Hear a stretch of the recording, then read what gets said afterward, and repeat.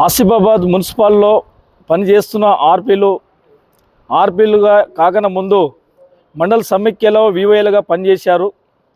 కానీ వివోఏలుగా పనిచేసినటువంటి కాలం సంబంధించినటువంటి దాదాపు 9 నెలల వేతనాలు, ఇటు ఆర్పీగా పనిచేసినటువంటి కాలము 5 నెలలు, దాదాపు మొత్తం 13 నెలల వేతనాలు రాక ఈ ఆసిఫాబాద్లో ఉన్నటువంటి 12 మంది వివోఏలు కుటుంబ సమేతంగా చాలా ఇబ్బందులు పడుతున్నటువంటి పరిస్థితి ఉంది.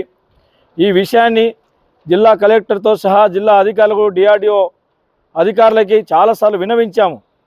గత 13 నెలల నుండి వేతనాలు లేవు, తక్షణమే వేతనాలు చెల్లించడం కోసం ఒక ప్రయత్నాలు చేయండి అని చెప్పేసి చెప్తే, ఖచ్చితంగా మీ వేతనాల కోసం మేము ప్రయత్నాలు చేస్తూ ఉన్నాము, ప్రభుత్వంతో మాట్లాడి వేతనాలు చెల్లిస్తామని కూడా చెప్పారు.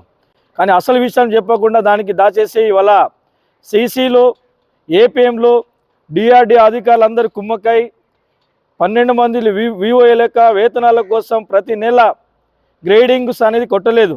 ఆ గ్రేడింగ్ ఇట కొట్టకపోతే వేతనాలు రావు వాస్తవానికి. కానీ గ్రేడింగ్ అనే విషయాన్ని జిల్లా స్థాయి అధికారులు అందరూ కూడా దాన్ని కప్పిపుచ్చుకొని ఉన్న 12 మంది వివోఏలకు చెప్పకుండా కాలయాపన చేయడంతో ఇవాళ వేతనాలు రానటువంటి పరిస్థితి కూడా ఉంది. అధికారులను అడిగితే మేము ఏదో ఒక రకంగా వేతనాలు చెల్లిస్తామని చెప్పేసి పక్కదారి మళ్లించడం కోసం ప్రయత్నాలు చేస్తూ ఉన్నారు. కానీ అసలు విషయాలు ఇవాళ సీసీలు, ఏపీఎంలు